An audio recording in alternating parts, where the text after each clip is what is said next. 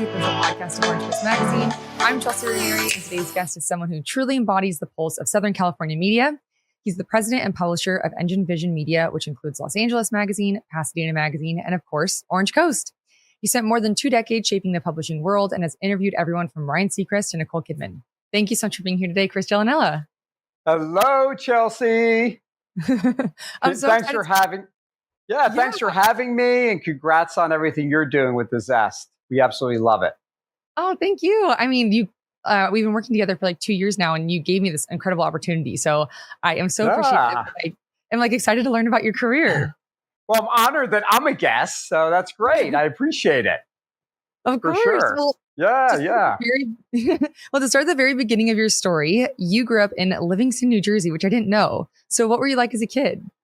I am a Jersey boy, and I loved being a kid. I actually wish I was a kid again, but I grew up in an Italian Catholic household. I have a great family. My parents are still alive. I'm actually going to go see them next week. Wow. I have 2 older brothers. So obviously our whole world was sports, church, food, and food, and food, and food, right? So that's kind of how my childhood kind of was. But we all got along. We all were, that's kind of how my world started back in New Jersey. I can totally picture it. Sounds like a movie. And I'm assuming this is where your love for meatballs came. Yeah, I love meatballs. But hey, I delivered pizza. I worked at Baskin Robbins. I did it all. So it was a great place to grow up. And that's the story. Well, speaking of jobs that you had when you were growing up, at just 12 years old, you were working at Silverman's Hallmark store, putting together newspapers, which how fortuitous. So did you realize back then that print media might be part of your life? Well, I always loved reading newspapers, and my job was really to put together the newspapers on Saturday and Sunday. Saturday was a little slimmer, but Sunday was like the big gusto of a newspaper between the comic books, Parade magazine, all the coupons. And at the end of the day, Chelsea, my hands were literally black from all the ink. And then I had to bring them up to the front of the store, but it was great. It was a really great job to have. At the time, I think I made like $2.50 an hour, but for a 12-year-old, hey, that was great, Yeah, that's such a cool job for a 12-year-old too. It sounds like really awesome getting to read different media things when you're growing up like that. Absolutely. Well, you spoke about, sorry, what? I was going to say, I think it was 1982 was when I worked at Silverman. So that's how old I am, Chelsea. Yeah. So is that the height of print media, kind of? I mean, it was the height of my life. I mean, I think the 80s was a great time for everybody. The music was fun. I think MTV just came out at the time. We'd ride our bikes all summer long. The fire whistle would blow at 6:00 and then it was time to go home. But our parents didn't know where we were, but we were all having a good time, and that's what was important about being a kid in New Jersey. It sounds like a quintessential childhood. Yes. Well, you've spoken about overcoming a stuttering problem as a child. So how did that experience shape your confidence and communication skills over time? It's funny because growing up, I did have a little bit of a stutter, and I just kind of overcame it on my own, but I also was a sports guy, but I was also in the marching band, if you could believe that. So I got a lot of abuse from people. I've been called really cool some days and then a total nerd the next days. But I didn't even care because I really had a passion for playing the clarinet and I really enjoyed it. So I think I overcame a lot of those fears back then because I simply just said, you know what? I enjoy doing this. So too bad, and that's kind of what got me on the realm of being sort of independent, not really caring what other people thought. Wait, the clarinet. So I played the clarinet for a summer in middle school. No way. You did? Cool. Yeah, I did not fall in love with it because it was so challenging. So good for you that you were able to master that. Well, it's funny, Chelsea, because when I proposed to my wife, I actually brought my clarinet back to California. This is 2000 or 1999. And I relearned how to play a song from Phantom of the Opera, All I Ask of You, on the clarinet. So then when my fiance came home, I had, flowers, and I was in the bedroom with my clarinet playing the song for the proposal. So it was very meaningful for me to kind of bring it back into my world, years later. What? That's so sweet. Yeah, yeah. See, I have a sweet side too, right? Yeah. So can you still play today? I could, it's in my storage unit, but you know what? Maybe I'll take it out for the holidays, and you and I could do some holiday tunes together That would be so cool. at the company Christmas party, Chelsea. Let's do it. I'm pretty sure all I can really play at this point is probably like a kazoo, but I would definitely give it a try, see if that one summer can come back for me. Yeah. But then you studied political science at the University of Wisconsin-Madison, and then you even interned for a congressman after you graduated. So what originally drew you to politics? Well, really funny story. Talking about food in New Jersey, I was at my grandmother's house one Memorial Day, and we were all eating, and there was a parade that went by, and our local congressman, Dean Gallo, his name was in the parade. And, my grandmother ran out and said to him, "My son's graduating from college. He needs an internship." And I think Dean Gallo was so impressed that my grandmother would do such a thing that he actually called her, got my information, and then wound up working for him that summer after I graduated from college. It's kind of my first taste in political. I was always a political science guy, but working on the Hill, in DC back in 1992 was a really great place to be. So that's how the whole thing started. Story. And I just pictured this Italian grandmother. Oh, yes. So cute. So your son's kind of followed in your footsteps, and he took an interest in politics and started a nonprofit called GovLearn, which I read about this and I'm blown away. It's so impressive. And he's so young. So can you talk about what that charity does? It's interesting because when Luke was 9, he was always fascinated with politics and how everything worked. And he always wanted to communicate with people about it, his contemporaries, but nobody knew what he was talking about, right? So he decided to start a charity called GovLearn to teach young kids about how the political system works. So it was nonpartisan, but it literally taught people, how does the judicial branch work? What does the president do? What's the role of a senator? And really, he would host Zoom calls, and he also taught classes at some homeschool programs at the time. And then he built it up. And he was on, Fox 11 with Alex Michelson. CBS did a national story on Luke as being a young kid involved in politics. And to this day, he's, an international relations major and still very much involved in the political system. I can't believe he started all that at 9 / I need him to. Yeah, it's insane. It's insane. Yeah. Did you sorry in him? I was going to say, sorry about the cough. I have a little bit of a cold, but we're getting better here. So all good. I appreciate you for doing this while you're having a cold, but did you instill that in him, or how did he become? I guess so. I mean, I always was fascinated by politics myself, and he always took a liking to Barnes and Noble when he was a kid.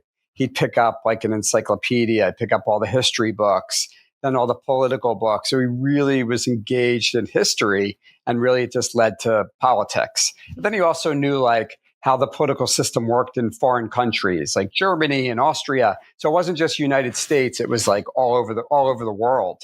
He really just got really fascinated by it. Wow! So you and your wife birthed a genius. That's crazy. I can't even imagine. He's a good kid. He really is. Yeah. We got lucky there, in that space.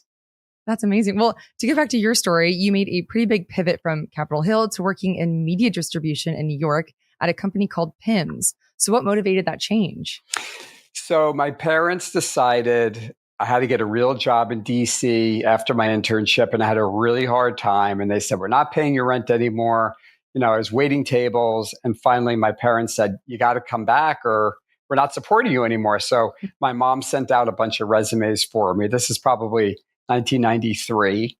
And one company called me. The name of the company was called PIMS. And they worked with a lot of public relations companies and, studios, mailing out press releases and, content to get to journalists. So back then, Chelsea, before your time, you would actually send a negative photo with a press release printed, mailed out so that you would receive it and then you'd write about it. This is before the days of email. So I worked there for many years, and then I had an opportunity to either move to Chicago or Los Angeles. And I decided, hey, I'm just going to go all in and move to the City of Stars. So that's what brought me out to the West Coast was my times at PIMS. That's so cool. I love that like this came full circle that you were working with newspapers as a kid and then media again as Yeah, it was great. yeah, It was first job. great. Well, there's a great story about your wife bringing home a copy of Angelino and encouraging you to reach out to the publisher. So, can you tell us what that moment meant for you and how you convinced them to give you a shot? My wife always thought I was very personable. And, instead of sitting in an office all day, there's a lot more I could do. So, Angelino magazine had just been launched, and I think it was the September of 1999 issue, and they just celebrated 25 years. Claire Forlani was on the cover. I remember my wife came home and said, "Hey, you should call this gentleman whose face is in there, who's the publisher, Michael Kong, and get into sales." So I said, interesting. So I called Michael Kong and I said, "Hey, my fiance thinks that I'd be great at sales, and I understand salespeople get paid commission. So you kind of have nothing to lose by bringing me on board." So Michael said, "All right, well, come on in." So I met with him, and literally like that day, he's like, "Can you start right now?" So I immediately started my career in the magazine world, just literally because of my wife, and Yeah. I learned, obviously, I still do it today, but honestly, it's all about relationships. And I learned that early on in the magazine world, like going into stores, meeting people face to face, and just creating, a relationship. And I always felt like in the magazine world, if you're not out there yourself going to these businesses, how do you expect your readers to go in there? So that's kind of the approach I took back in 2000 when I started at Modern Luxury. Wow. And I just want to point out, I love that you have so many strong women that surround you and like help. And I love that you credit them for guiding you into these different directions. Yes. Incredible. I don't know where I'd be without these powerful, strong women. For sure. Well, you mentioned Modern Luxury. So you spent over 2 decades there and you eventually became the group publisher. So what are you most proud of from that time? I think it was so fun at the time because we also created really unique opportunities for a lot of our advertisers. And we really learned that experiential was a really important part of our business. It started off where it was all about print, magazines. But as I learned from being there, we learned that there's a lot more that you could do. And I think at Modern Luxury, it was great because we would do a lot of these like big celebrity covers with celebrities hosting events and getting sponsors. So, we did a lot of those really interesting events at the time that really generated a lot of great revenue for the brands. Plus, it was fun that they were all over the country. We had Hamptons, we had Philadelphia, we had Ocean Drive, which is sort of the Bible of a lot of luxury publications at the time. So they were in 24 markets across the country. That's wild. And I've seen those. I mean, the magazines look great. And there's always usually like a celebrity on the cover. Is that right? Yes. Yeah. Most of the time, it's very sort of fashion forward, celebrity, all luxury. Mm-hmm. Nice. Well, in 2023, you took on a huge role as president and publisher at Engine Vision Media, overseeing Los Angeles Magazine, Orange Coast, and Pasadena Magazine. So how did this role come to be? So, it's interesting because there was new ownership at Los Angeles Magazine, and I'd gotten a call from one of the principal owners saying, "I hear your name and, we want to meet you. And we heard like your name keeps coming up with a lot of different people." So I met with them. And honestly, I felt like, this is like my third job out of college.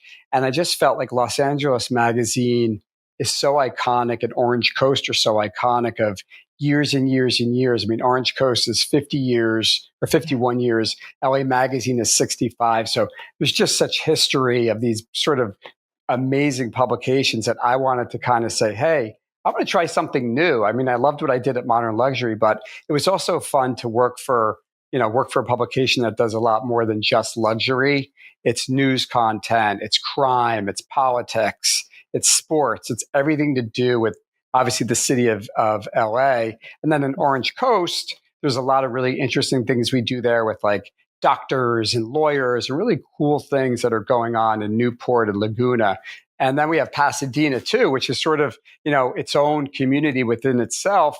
And Pasadena, there's so much going on there too. And it's just like a booming sort of suburb of LA. So it just made sense for me to kind of take some things I learned from Modern Luxury, bring them over to LA Magazine and do it with a different twist. But there's also such great people that we work with, like Samantha Greenfield, who is our luxury director. And I knew Sam for, 26 years. We would compete with each other on business, So it's great to like reconnect with her and work with people like Carly Allen and, Tina Borgata, who, we have such a strong, relationship from years and years at Modern Luxury, and Jasmine Rosenberg as well. So, and you, Chelsea, like meeting great new people who are creative and come up with really great concepts, like you coming up with the Zest and doing another way to connect with the community. And I think that's what it really is all about. Oh, thank you. I mean, we really are so lucky. We have such a great team. Like, I feel so like privileged and honored that I get to work with you, and it's been so much fun. Oh, I'm going to get my violin out. Thank you. Thank you. Of course. So you're leading across print, digital, social events, video, and a podcast, as you mentioned. So how do you balance innovation with honoring a magazine's core identity? And you have 3 different identities that you're working with.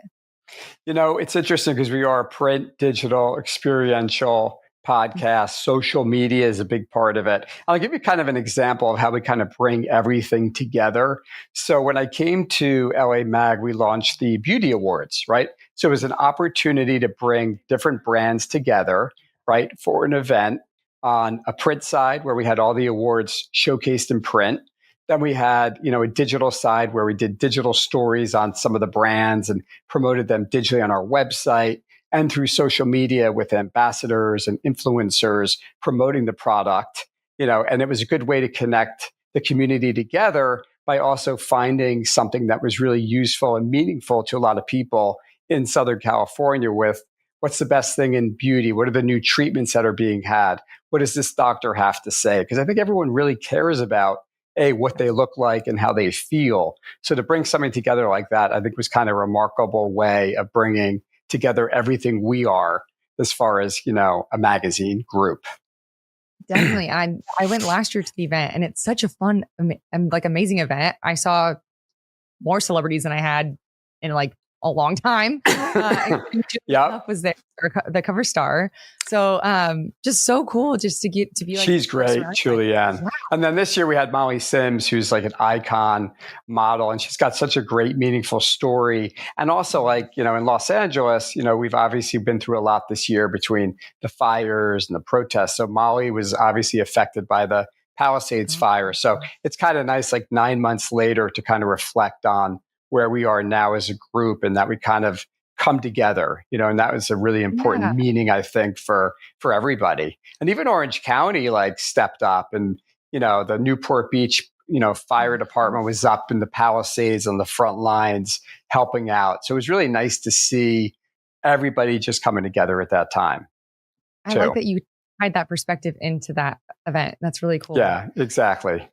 Yeah. Well, you've done red carpet interviews, and every time I am blown away by the people. I'm like, what? You've interviewed like Kris Jenner, Ally and AJ. I mentioned Nicole Kidman. It's just like the coolest, biggest celebrities ever.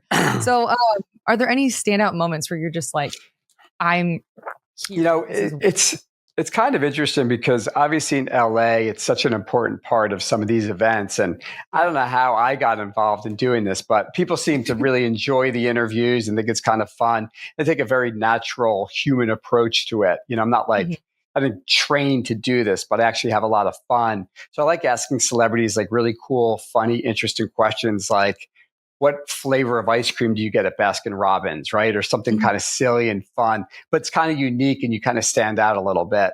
And obviously in LA, it's like, what do you love to do in LA? Or what's your LA story? What got you here? So those are the things that I think are kind of more meaningful than what are you wearing or blah, blah, blah. I think we take a different approach. So I remember meeting Nicole Kidman at the time. And I mean, she is so beautiful, but she's so tall.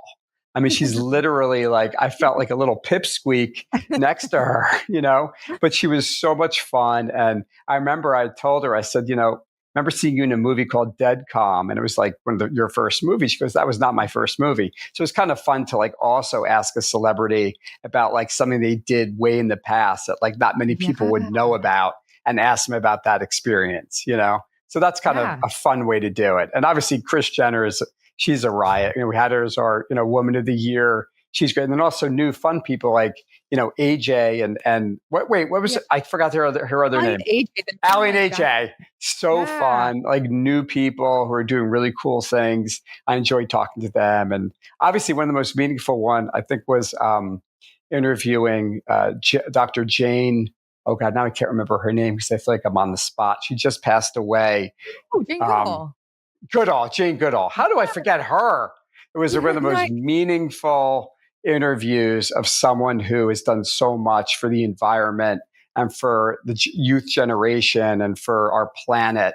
She was just a really dynamic person to meet. So I really enjoyed talking to her. I didn't know you interviewed her. I remember when I was a kid, I did like a full book report on her, and we did like this like museum. The chimpanzees. Yes, that's so cool that you got to interview her. She had her little chimpanzee with her. And it was funny. Chris Martin wrote a song for her. He actually performed at the event. And it was really cute to see her go up there, and he gave her the biggest hug. And she showed him how the chimpanzees hug you.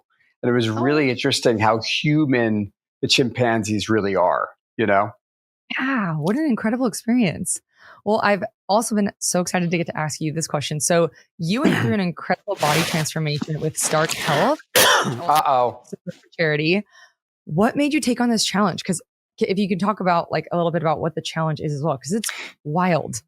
Thank you. As we spoke earlier about health, and it's such an important part of who you are, I always felt like if you don't feel good on the outside, how are you ever going to feel good on the inside? Mm-hmm. So what happened was when I was 40, in my publisher's column, I wrote that I was turning 40. I wanted to get in the best shape of my life. And this company called Stark read the piece and they said, hey, we'd love for you to come in and talk to you about your fitness goals. And I said, all right, I'll come in. So I met the owner, Todd Vandehei. He's one of my dear friends today.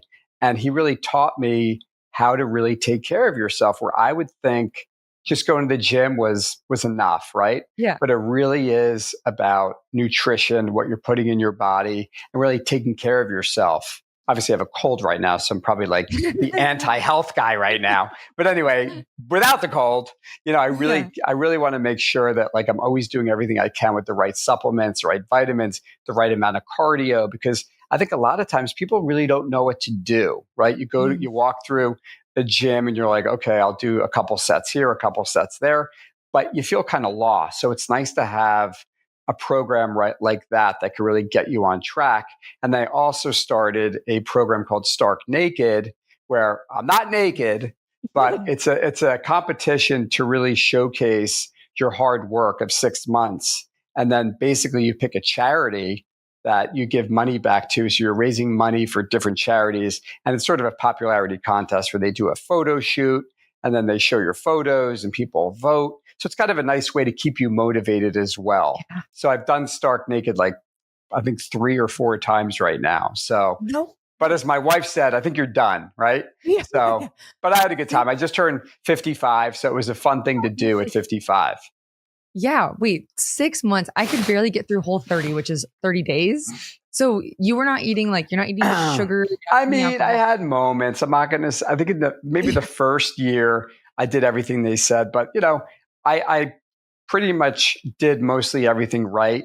Maybe like 5% of the time I might have, a piece of cake or a bowl of ice cream, or because you also have to you have to have balance. You can't live your life by just eating all healthy. You need those little treats to kind of keep you going, So I kind of mixed a little bit in there. Sorry, Todd, if you're watching this, but I cheated a little bit, But that's how it works. Yeah. And it was like mostly protein and vegetables and fruits. Yeah, protein, vegetables, and the right amount of carbs, like brown rice or avocado or sweet potatoes. So eating things that are obviously carb related, but not like a bag of potato chips. You know what I mean? With something, a healthy carb is how it works. So, and I did something called intermittent fasting where my first meal is at noon. And really to this day, I don't really like eating in the morning. I feel like I have I have my iced coffee and then that kind of fulfills me. And then at noon, I'll have like my first meal. So it was always noon, 3, 6. Noon, 3, 6 were my meals. And that's kind of how it worked out. Interesting. Well, what did that whole journey like teach you mentally? It really taught me perseverance. It taught me strength. And really, it taught me to also be a leader in that because I had so many friends and clients that were like, wow, like you look great. Like, where do I go? How do I do this? So I also helped out a lot of my friends. I actually train one of my college friends now on the weekends. He comes over and I do a whole fitness thing with him. So it's kind of nice to be the guy that could do that, offer Yeah. my knowledge to somebody else. Obviously, if they can't afford Stark, you get me to kind of help out, with what I know, Yeah, So it's that's kind so of nice fun. that you did that, though. Yeah. Well, is there anything that you would like to shout out for listeners to keep an eye out for with Orange Coast or any of the sister publications? Well, we have some really fun things happening, and I'll talk about LA first. LA, we have our Men of Merit event coming up in November. And then we have our big food event at Calamigos Ranch on November 16th, which is going to be everything food and everything we love about Southern California. So there'll probably be about 800 people at that event. Chelsea, I hope you guys can make it up. It's on a Sunday. And then down in Pasadena, we have our Best of Pasadena event on December 11th. Orange County, we have our big Top Docs event coming up in January, and smaller, intimate things in Orange County. But that's really what we have on the event horizon for us. But again, we're continuing to keep the brands alive, connecting each other in the community, and creating great content like you're doing, Chelsea. So it's important to find really cool, fun things to write about, because then it makes our lives a lot easier when it comes to selling advertising and sponsorships and things like that. Yeah, totally. Well, we're coming to the end of our time, but before we are, I don't want this to end. I know. This is fun. Maybe I should reverse this and ask you a lot of questions at some point. So maybe I'll interview you for the Zest next time. Love that. Yeah. Well, I have 3 final questions for you that we call the Thoughtful 3. So first, how do you define success now versus how you did when you were first starting out? I think I define success as being content and happy, right? I think back then I defined success as I got to make a lot of money, and I think there's more to life than just making a lot of money. I think you just have to be happy with what you do and have a career that you don't feel like you're like waking up and going to work. It's part of who you are. So I think that kind of defines success. That's a really good, I like that definition. And then what do you say, and I'm very curious, I get this a lot, to people who say that print is a dying medium?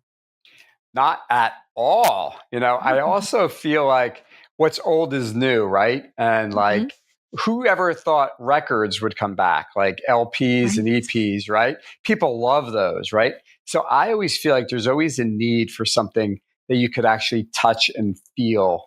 And honestly, I think everyone is so overwhelmed on their phones all the time where, you don't want any distractions. And I think print allows you to really focus, right? It allows you not interrupted by a text message, not interrupted by a phone call, well, maybe a phone call, but it's not right in front of you, right? So I think it's important to have a vehicle that really just takes your mind off of like everything else that's happening in your life. So I think print is so important.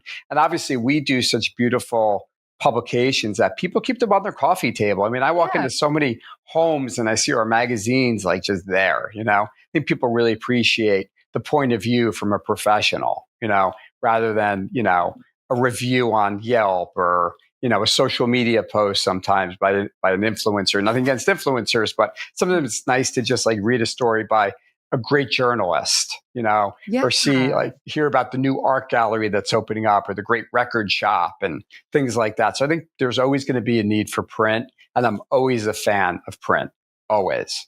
I totally agree. Well, lastly, what characteristics do you feel helped you succeed in your career? I think being open-minded to so many different types of people. I think that's an important characteristic to always have, where you're able to communicate with anybody and find, a common goal with whoever you're speaking to. So I learned that, early on, where, connecting with people and creating those relationships like I did back in those days of walking down, Beverly Boulevard into stores and meeting store managers and hotel GMs and all those people that I still know today, So that's definitely one of the most important important things, I would say. Yeah, I totally agree. Well, thank you so much for doing this. This was so much fun. Was I your like fun guest, Chelsea? That's You don't have to so tell much me. fun. That was such a I always have a good time with you. Yeah, me too. Well, thank you so much. And we'll hopefully get to do similar again soon. Well, we're going to turn the tables because I'm going to interview you. Let's do a holiday zest, and I'm going to interview you for it. We'll have fun. I would love that. Yes. Awesome. Count it done. We're going to do it. Chelsea, thank you so much and keep up the great work. Thank you.